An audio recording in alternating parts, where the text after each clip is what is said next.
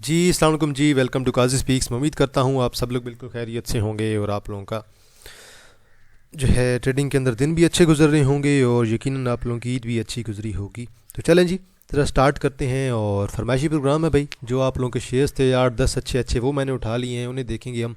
ज़्यादा वीडियो को जो है लेंथी नहीं करेंगे। और आज की वीडियो में हम जो भी शेयर डिस्कस करेंगे ना, आज उसके अंदर जो है एक और चीज़ ऐड मैं कर रहा हूँ, वो ये कि आज हम साथ में सेटलमेंट रेशो भी देखेंगे कि इस शेयर के ऊपर वॉल्यूम कितना पड़ा है, इसकी सेटलमेंट रेशो क्या कहती है, कितना परसेंट होल्ड हुआ है, कितना परसेंट लोगों ने उसी दिन बेचा है, उसी दिन बाय किया है। तो वो भी आज देखते हैं सारी चीज़ें। तो पहले है जी हमारे पास एच कार है। तो ज़रा स्टार्ट करते हैं जी पहले दिन से, ज़रा माजरत वीक से स्टार्ट करते हैं, वीकली चार्ट से। और पहले ज़रा इसका जो है चार्ट देख लेते हैं। और एच कार की जो आखिरी दिन की अगर आप देखें ना, सेटलमेंट रेशो देखें तो तकरीबन 55% की सेटलमेंट रेशो रही है, जो आपके पास जुमे वाले दिन की सेटलमेंट रेशो है। और सेटलमेंट रेशो उस लिहाज से तो बड़ी अच्छी जा रही है। अब अगर आप इसे कहते हैं कि वीकली आप इसे देखें लॉन्ग टर्म के लिहाज से, तो मैं यही कहूँगा कि भाई बहुत कमाल के पैटर्न के साथ शेयर चल रहा है। इस लेवल पे शेयर आपको एक आइडियल प्राइस पे मिल रहा है। अब जब ये शेयर यहाँ से बूस्ट करेगा ना, आपको पता ही कोई नहीं चलना, शेयर ने अचानक बूस्ट मारना है और शेयर अचानक ऊपर निकलेगा। यूबीएल ने देखा है ना आखिरी दिनों में कितना गेन दी है।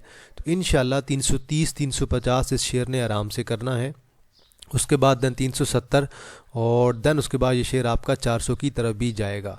मंथली चार्ट देखेंगे तो मंथली चार्ट में तो ये बड़ा स्ट्रॉन्ग बुलिश है अभी तक ये शेयर आपका।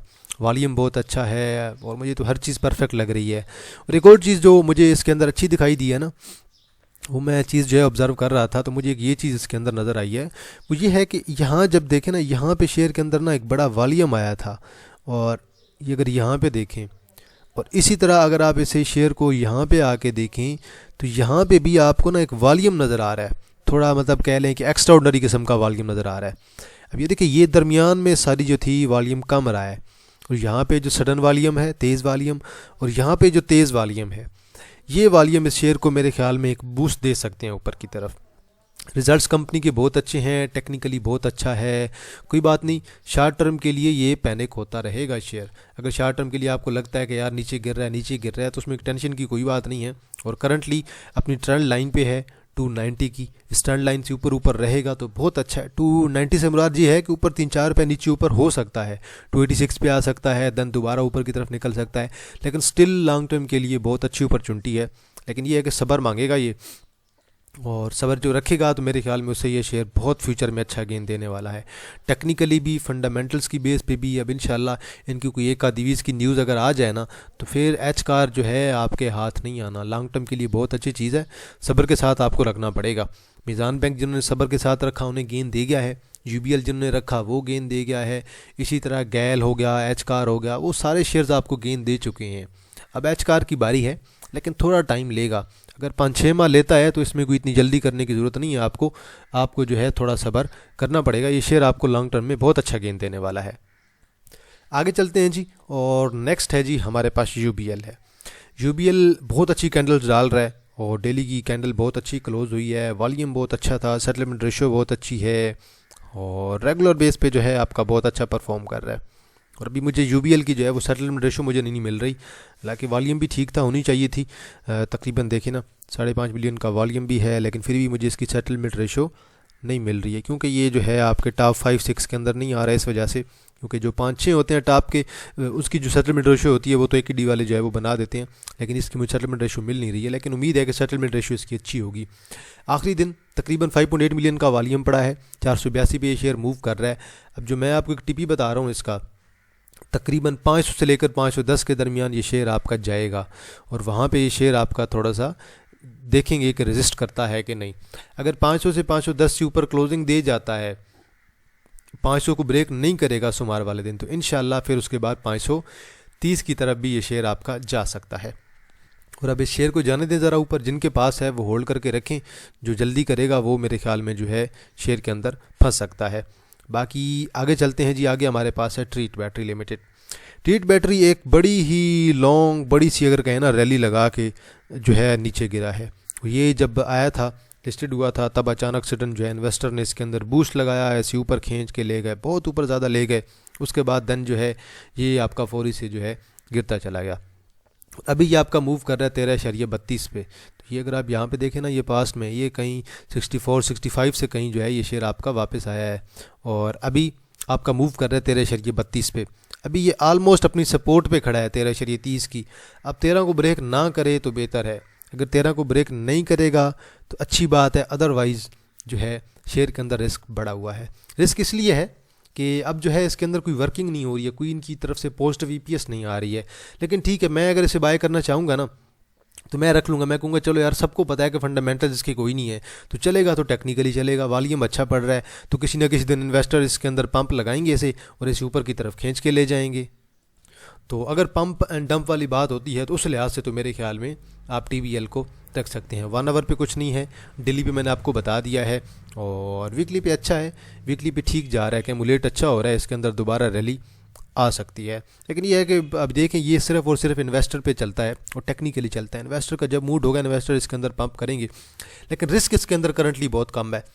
फंडामेंटली रिस्क ज़्यादा है, टेक्निकली कोई रिस्क नहीं है, और साइकोलॉजिकली भी कोई रिस्क नहीं है, आप लोग इसे जमा कर सकते हैं। 13 से नीचे नीचे स्टॉप लॉस लगाएं बेशक, क्लोजिंग बेस पे लेकिन लगाना है। बेशक आप इसे 12.80 कर लें, 12.70 कर लें, यहीं पे आप कहीं अपना स्टॉप लॉस लगा सकते हैं। बाकी TBL की जो आपके पास सेटलमेंट रेशियो आई है वो मैं देख लेता हूँ अगर मुझे मिलती है तो।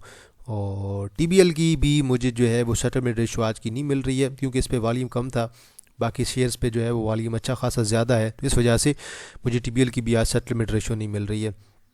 तो बहरहाल आगे चलते हैं जी। मुझे जिन जिन की सेटलमेंट रेशियो मिली हुई है वो मैं आप लोगों के साथ डिस्कस करता जाऊँगा। देन आपके पास है जी POL है, पाकिस्तान ऑयल फील्ड लिमिटेड। आखिरी दिन तकरीबन वॉल्यूम पड़ा है 9,28,000 का। सेटलमेंट रेशियो आई है इसकी 85% की, मतलब कि लोग इसे होल्ड करना पसंद कर रहे हैं, लोग इसे स्ट्रांगली होल्ड करना चाहते हैं। और स्टिल ये शेयर अपनी अपनी सपोर्ट पे है, 545 से 550 सपोर्ट है। अगर कोई बात नहीं ब्रेक करता भी है तब भी आप लोगों को जो है वो रेडी रहना चाहिए कि अगर नीचे आता है तो हम लोग इसकी और बाइंग करेंगे। और बाइंग कहाँ पे करेंगे? इस लेवल पे। इस लेवल पे आप इसकी मज़ीद बाइंग कर सकते हैं। लॉन्ग टर्म के लिए शेयर के अंदर मुझे तो करंटली कोई इशू नज़र नहीं आ रहा। और ये जो मैं लॉन्ग टर्म के लिए आपको बता रहा हूँ, मैं आपको करंटली बता रहा हूँ टेक्निकल की बेस पे, कि टेक्निकल की बेस पे इसके अंदर जल्द रिवर्सल आना है।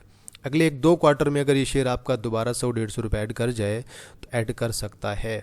ये जो गैप पड़ता है ना, ये गैप हमेशा कवर होता है, आज नहीं तो कल गैप ने आपके कवर होना है। ये बिल्कुल उस दिन अच्छी खासी सेलिंग आई है और एंड पे किसने सेल किया, लेकिन स्टिल लोकल जो इंडिविजुअल्स थे उन्होंने शेयर को दोबारा जो है वो बाय करना पसंद किया और होल्ड करना पसंद किया है।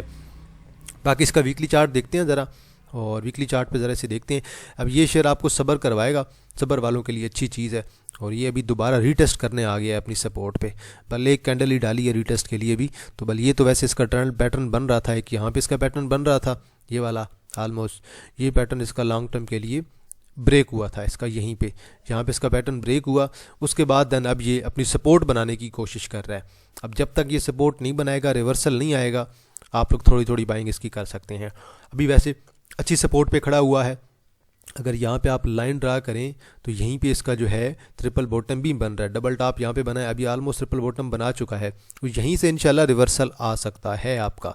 लॉन्ग टर्म के लिए अच्छा है। अगर ये डिप लेता है, फ़र्ज़ करें अगर ये 510-15 के करीब आ जाता है, तो वहाँ पे आप लोग इसकी सेकंड बाइंग रख सकते हैं। और स्टॉप लॉस क्या होना चाहिए? स्टॉप लॉस मेरे ख्याल में 500 से 5-1 रुपये नीचे आप लोग एडजस्ट कर सकते हैं, क्योंकि अब देखें यहाँ पे ना मेरी अब देखें हर बंदे की ना अपनी जो होती है ना लॉन्ग टर्म की अपनी टर्मिनोलॉजी होती है, अपनी सोच होती है। मैं लॉन्ग टर्म पता क्या सोच रहा हूँ? मैं लॉन्ग टर्म सोच रहा हूँ 1 से 2 क्वार्टर। अब आप लॉन्ग टर्म को क्या सोचते हैं ये अब आपको बताना होगा, ये आपको बेहतर पता होगा। अगर आप में से कोई बंदा कहता है कि मैं लॉन्ग टर्म 5-10 साल सोच रहा हूँ, तो फिर ये लेवल नहीं होंगे बाइंग के। फिर मैं कभी भी नहीं कहूँगा कि भाई आप जो है 50% जो है वो 545 पे बाय कर लें, 540 पे कर लें, और 50% आप जो है 515 पे कर लें। फिर मैं ये कभी भी नहीं कहूँगा। मेरी टर्मिनोलॉजी जो है लॉन्ग टर्म की अलग है। मैं जो टर्मिनोलॉजी यूज़ कर रहा हूँ लॉन्ग टर्म की, मैं लॉन्ग टर्म कहता हूँ तकरीबन जो है 3 माह या 6 माह, मोस्टली 2 क्वार्टर मैं कहता हूँ। और मैं अगर कहता हूँ कि यार ये एक इंटरडे ट्रेड है, तो मेरा उसका मतलब होता है कि 1 से 7 दिन। और मैं अगर कहता हूँ स्विंग ट्रेड, तो मेरा उसका मतलब होता है कि 2 वीक से लेकर 2 माह तक मैं ट्रेड लूँगा। तो ये मेरी अपनी टर्मिनोलॉजी है। आप ये देखें आपकी टर्मिनोलॉजी क्या है। अब अगर आप कहते हैं कि आपने इसे लेना है 10-15 साल 20 साल के लिए लेना है, फिर तो मैं आपको कभी नहीं कहूँगा कि आप इन दो प्राइसेस पे शेयर को जमा कर लें और ये शेयर आपका लॉन्ग टर्म के लिए बहुत अच्छा है। अगर आप वो चीज़ कहेंगे कि भाई हमने जो है इसे रखना है अगले जो है वो 15-20 साल के लिए, तो फिर मैं कहूँगा कि यार आप एक दफ़ा ये चीज़ देख लें।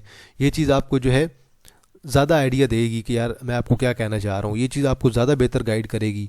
अगर इसे आप देखें ना गौर से, तो फिर आपको कुछ और मज़ीद चीज़ें भी आपके जहन में आएंगी। अगर आप इसे देखें ना गौर से, तो फिर आपको लगेगा कि यार ये शेयर आलमोस्ट जो है अपना टॉप लगा चुका है।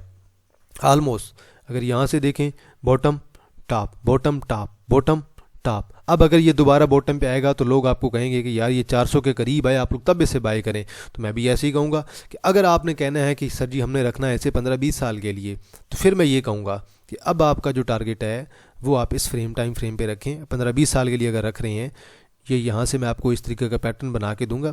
टेक्निकली भी मुझे ऐसे ही लग रहा है और फंडामेंटल्स की बेस पे भी मैं कुछ ऐसे, फंडामेंटल इतने बुरे नहीं हैं, आजकल थोड़े से डाउन चल रहे हैं, लेकिन स्टिल एक अच्छी अपॉर्चुनिटी है। लेकिन अब जो कहता है कि बंदा मैंने 15-20 साल के लिए रखना है, और एक बंदा मुझे कहता है कि मैंने जो है 2-3 माह के लिए रखना है, 2-3 माह के लिए 6 माह वाले को तो मैं रिकमेंड कर दूंगा कि भाई बाय कर लें इन प्राइसेस पे। लेकिन जो बंदा कहता है कि हमने रखना है अगले 15-20 साल के लिए, उन्हें फिर मैं अलग लेवल बताऊंगा। तो ये आप पे डिपेंड करता है आप कितने टाइम के लिए बाय करना चाहते हैं, आपके पास कैश कितनी है। लॉन्ग टर्म के लिए अगर मुझे कहेगा कि यार ये 720 करेगा कि नहीं, 800 करेगा कि नहीं, तो मेरा जवाब होगा बिल्कुल 800 करेगा। लेकिन उससे के लिए फिर आपको वेट भी उतना ही करना पड़ेगा। अभी बहरहाल शॉर्ट टर्म वालों के लिए 2-3 माह के लिए तो मैंने आपको ट्रेड रिकमेंड कर दी है कि आप लोग जो है इस और इस प्राइस पे जमा कर सकते हैं। इंशाल्लाह यहाँ से रिवर्सल एक्सपेक्टेड है। लेकिन जो चाह रहा है कि उसने 15-20 साल के लिए रखना है, उसे मेरे भाई वेट करना पड़ेगा, क्योंकि अभी तो बुलिश मार्केट है। बुलिश मार्केट के अंदर सारे शेयर्स आपके आलमोस्ट अच्छे जा रहे हैं, जो आपके स्ट्रॉन्ग शेयर्स हैं वो बहुत अच्छे जा रहे हैं। तो इसीलिए अपना पहले टाइम फ्रेम डिसाइड कर लें कि आपने इन्वेस्टमेंट कितने टाइम के लिए करनी है, उसके बाद देन जो है आप ट्रेड लें इसके अंदर। देन आपके पास प्रेमा है। प्रेमा बहुत रिस्की है और हैवी रिस्क है इसके अंदर। करंटली आखिरी दिन वॉल्यूम भी बहुत अच्छा था, तकरीबन देखें तो 8.3 मिलियन का वॉल्यूम है। मैं ज़रा प्रेमा की सेटलमेंट रेशो देख लूँ। प्रेमा की सेटलमेंट रेशो है 43%, मतलब कि मेजर जो है इसके अंदर सेलिंग हुई है और लोगों ने इसे निकालना पसंद किया है, मतलब कि नीचे तो आ सकता है। बहुत ज़्यादा रिस्क है। अब देखते हैं कौन इसमें फंसता है, कितना फंसता है। 45 की सपोर्ट है, 45 से नीचे क्लोजिंग बेस पे स्टॉप लॉस यूज़ करें। बाकी वीकली चार्ट देखेंगे तो बड़ी बड़ी रेड कैंडल्स बढ़ रही हैं, तो मुकम्मल तौर पे जो है इन्वेस्टर्स के साथ खेल रहे हैं। अब जो इसके अंदर फंसेगा वो बहुत गंदा फंसेगा। अगर फ़र्ज़ करें ये 45 से आता है, यहाँ पर अगर कोई बाय करता है बंदा, तो मैं उसे कहूँगा कि यार ये मैं आपको 2-3 टीपी एडजस्ट करके दे रहा हूँ, ये दो आपके टारगेट होंगे। फर्स्ट मैंने ये बता दिया है, और सेकंड मैं कहूँगा कि यार सेकंड जो है आपका ये वाला टारगेट है। जो बंदा 45 पे बाय करता है उसे मैं 2 ये टीपी बता रहा हूँ। और देन अब उसी बंदे को मैं स्टॉप लॉस भी रिकमेंड करूँगा। उसे मैं स्टॉप लॉस कहूँगा कि आप जो है तकरीबन 1-1.5 रुपये नीचे स्टॉप लॉस लगा लें। तकरीबन मैं उसे 43.80 के राउंड अबाउट कहूँगा, क्लोजिंग बेस पे आप अपना स्टॉप लॉस लगाएं। तो ऐसे शेयर के अंदर जब शेयर पीक पे हो, उसे पहली तो ये बात है कि उसे कभी भी जो है हाई वॉल्यूम के साथ बाय नहीं करते हैं, नंबर 1। और ऐसे शेयर के अंदर स्टॉप लॉस हमेशा लगाते हैं। और ऐसे शेयर के अंदर तीसरी बात, लालची बिल्कुल भी नहीं होना। जब प्रॉफिट आपका आ रहा है तो चुप करके प्रॉफिट लें। लाजमी नहीं है कि पीक हर बंदे को मिले।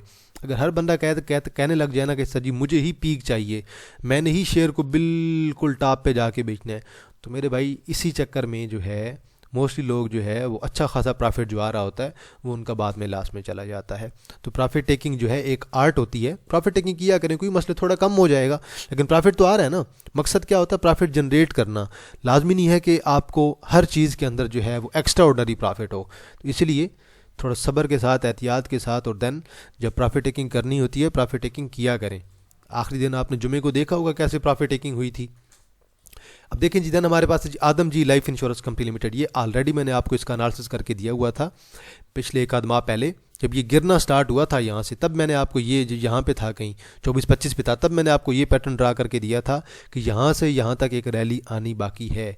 ये मेरे ख्याल में 29 तक इसकी रैली एक जानी है। 29 के बाद देन ये दोबारा 32 और देन उसके बाद 34-35 की तरफ जा सकता है। मतलब इसकी एक्स डेट मेरे ख्याल में 18 होगी शायद। इसकी एक्स डेट है जी 4/18, ठीक है जी, 18 अप्रैल जो है इसकी एक्स डेट है। और इसका मेरे ख्याल में डिविडेंड भी है, वो भी आप लोग यहाँ से देख सकते हैं। ठीक है, रिज़ल्ट तो इसके अच्छे थे, रिज़ल्ट तो इसके बुरे नहीं थे। 1 रुपये का इसका डिविडेंड भी है। तो बल यही टेक्निकल एनालिसिस है। ये देखते हैं कि ये कल जो है 29 प्लस करता है कि नहीं। 29 प्लस क्लोजिंग देता है तो देन इंशाल्लाह 32 और देन उसके बाद 34। तो देखिए ना, ट्रेड जब भी होती है ना, मैं हमेशा, आप लोग कहते हैं कि सर ये ट्रेल स्टॉप लॉस क्या होता है, ट्रेल स्टॉप लॉस क्या होता है। मैं उस दिन जब ये शेयर उस दिन आखिरी दिन जब ये कैप होने के करीब गया है, उस दिन भी जब ये शेयर राउंड अबाउट यहाँ पे मूव कर रहा था 26.70 के 27 के राउंड अबाउट था जब ये शेयर, मुझे याद 37.40 50 इस लेवल पे कहीं था। तो तभी मैंने ग्रुप के अंदर जो है अपना प्रीमियम मेंबर से ट्रेल स्टॉप लॉस अपडेट करवाया और मैंने उन्हें ट्रेल स्टॉप लॉस बताया 26.50 का। अब ये चीज़ मैं आप लोगों को बताता हूँ तो उनमें से मेजर लोग कहते हैं कि ये एनालिसिस नहीं है। वो खुदा के बंदे, stop loss, trail stop loss हिस्सा होता है आपकी मार्केट का, ये नहीं लगाएंगे तो लॉस कराएंगे। ना तो मेरा कुछ जाना है, ना तो जो है किसी और का कुछ जाना तो आपका ही है, नुकसान आपका ही होना है। तो स्टॉप लॉस और ट्रेल स्टॉप लॉस दोनों ज़रूरी होते हैं। अब जिस बंदे की यहाँ पे बाइंग है, अच्छा हमारी बाइंग पहली थी राउंड अबाउट, मैं आपको बताता हूँ एग्जैक्ट, हमारी फर्स्ट बाइंग राउंड अबाउट यहाँ पे थी। यहाँ पे आने के बाद देन हालांकि शेयर अच्छे रिजल्ट भी अच्छे आए थे, ऊपर जाना चाहिए था, शेयर डाउन आया, गिर गया। मैंने यहाँ पे दोबारा ऐसे 21-22 पे मैंने एवरेज करवा लिया। अब अगर 28 की बाइंग थी, 21-22 पे हमने मजीद बाय कर लिया तो हमारी बाइंग तो 25 पे आ गई, तकरीबन 25-26 पे आ गई और स्टिल हमारा प्रॉफिट में ये शेयर हमारा 1.5-2 रुपया दे रहा है। तो जो एवरेजिंग होती है ना हमेशा शेयर की, वो एक परफेक्ट प्राइस पे की जाती है। अगर आप शेयर की एवरेजिंग एक परफेक्ट प्राइस पे नहीं करेंगे तो आप लोग फंस जाएंगे शेयर के अंदर। तो इसलिए कहते हैं कि जब भी शेयर अगर आप देखते हैं कि वो नीचे गिर रहा है तो हमेशा थोड़े वॉल्यूम के साथ जाना है। कोई इतनी जल्दी नहीं होती है कि आप लोग शेयर को सारे का सारा बाय कर लें, सारे का सारा कैश एक ही शेयर के अंदर लगा दें, तो बाद में बंदा फंस जाता है। मैं जब शेयर की मैं एवरेजिंग रिकमेंड करता हूँ ना कभी, जिसको मैं कहता हूँ कि मैं एवरेजिंग करवाऊंगा, तो मतलब मुझे पता होता है कि अगर वो शेयर नीचे आया तो वो ऑलमोस्ट किस प्राइस से जो है रिवर्सल दे सकता है। अब ये मेरी एक आइडियल प्राइस थी जहाँ पे मैंने 2-3 दफ़ा जो है ग्रुप में बता के एवरेज करवाया कि भाई इसे लाजमी एवरेज कर लें, जिनके पास भी है रिवर्सल आने वाला है। और अल्लाह का शुक्र है अभी तकरीबन अच्छी प्राइस पे मूव कर रहा है। इंशाल्लाह देखते हैं अब टेक्निकली कल ये कैसा बिहेव करता है, मतलब कि सोमवार वाले दिन। तो ये वीडियो आपको इंशाल्लाह इतवार वाले दिन जो है मिल जाएगी। बाकी ये शेयर लॉन्ग टर्म के लिए बहुत अच्छा है। ये शेयर अगर यहाँ से रिवर्सल देता है तो ये कुछ लोग इसे कहेंगे कि ये भी सीडी पैटर्न भी हो सकता है, तो उस लिहाज से तो शेयर बहुत अच्छा जा रहा है। और ये लॉन्ग टर्म में अगर मैं कहूँ कि ये शेयर दोबारा 40-45 करेगा तो कर सकता है। देन आपके पास है जी आई पाक। अब आई पाक का भी कुछ ऐसा ही सीन चल रहा है, जिस तरह से अभी मैंने आपको आदम जी लाइफ इंश्योरेंस दिखाया है ना, वो गिर रहा था, कुछ इसी तरह ये भी आपके साथ इसी तरह ही जा रहा है बिल्कुल। अगर आप इस मूव को देखें ना तो आपको एक चीज़ तो क्लियर हो जाएगी कि भाई ये शेयर गिर रहा है, लेकिन गिर भी डाउन ट्रेंड के अंदर रहा है। और ये देखें ज़रा, बीरिश डाउन ट्रेंड है, ये बीरिश आपका एक जो है चैनल बन रहा है, इसी चैनल के अंदर ये शेयर आपका मूव कर रहा है। यहाँ से अगर आप देखें, नीचे गिरा, देन टॉप लगाया, देन नीचे, देन टॉप, देन नीचे, देन टॉप। अब अगर ये शेयर अपनी प्राइस पे आया हुआ है ऑलमोस्ट, जो कि मेरे ख्याल में एक अच्छी प्राइस पे मिल रहा है, शेयर के रिज़ल्ट अच्छे हैं, और अगर ये शेयर यहाँ से अब रिवर्सल देता है, जो कि मेरे ख्याल में 20 लगा चुका है, 20 से अगर रिवर्सल आता है तो मेरे ख्याल में ये शेयर आपका 2-3 रुपये यहाँ तक ऐड कर सकता है, 22 तक तो जाएगा। अब 22-23 के बाद देखेंगे कि यार ये ब्रेकआउट देता है कि नहीं। ये 22 शरीय 60 पे इसका ब्रेकआउट है, उसके बाद 23 करेगा और उसके बाद देन 24 और देन दोबारा बुलिश हो सकता है।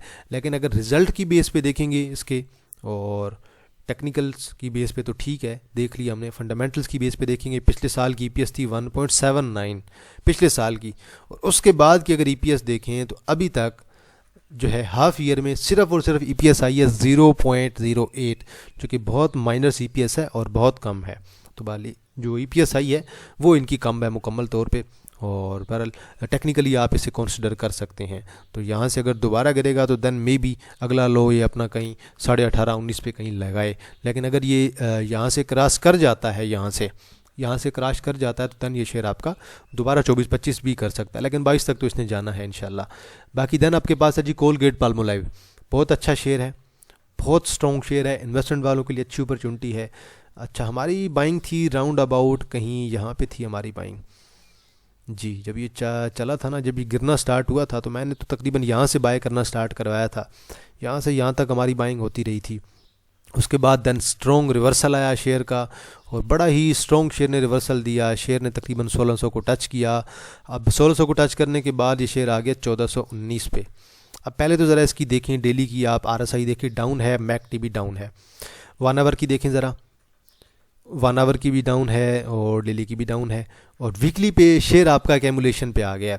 और जब भी ये शेयर वीकली एक्यूमुलेशन पे जाता है और बड़ी ही स्ट्रॉन्ग एक्यूमुलेशन पे जाता है, देखें ना यहाँ से बड़ी स्ट्रॉन्ग एक्यूमुलेशन थी, अब दोबारा एक्यूमुलेशन पे आ रहा है, अब देखना ये है कि अब ये शेयर रुकेगा कहाँ पे, क्योंकि अभी तक जो है ना तो वीकली पे कोई साइन है ना तो डेली पे कोई साइन है। और एक और चीज़ अगर आप देखें गौर से कि शेयर जो है ये ऑलमोस्ट, अगर आप वीकली चार्ट पे देखें, ये डेली बेस पे ना आहिस्ता आहिस्ता ये शेयर आपका एकमुलेट होता जा रहा है आहिस्ता आहिस्ता नीचे। तो ये एकमुलेशन है सारी, डाउन आ रहा है शेयर, एकमुलेट हो रहा है, कोई ना कोई इसे बाय कर रहा है, क्योंकि लोगों को पता है कि अच्छा शेयर है लॉन्ग टर्म के लिए, लोग इसके अंदर जो है इंटरेस्टेड तो हैं। अभी अपनी एक सपोर्ट पे आने वाला है 1395। 1395 के बाद इसकी ट्रेंड लाइन आएगी तकरीबन 1350 पे।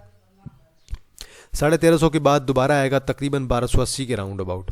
अब वही बात आ जाती है, आप इसे कितने टाइम फ्रेम के लिए बाय करना चाहते हैं। मैं तो कभी भी किसी को रिकमेंड नहीं करूंगा कि 2 माह 3 माह 4 माह 6 माह के लिए बाय करें। मैं तो रिकमेंड करूंगा अगले 5 10 साल 15 साल के लिए बाय करें। डिविडेंड जो आपका आएगा आता जाएगा आपके अकाउंट के अंदर, बोनस शेयर जो आपको देता है ये चुप करके आप लेते रहें। इसका लॉन्ग टर्म के लिए बहुत तगड़ी अपॉर्चुनिटी है, लेकिन सब्र के साथ आप लोगों को इसे होल्ड करना पड़ेगा।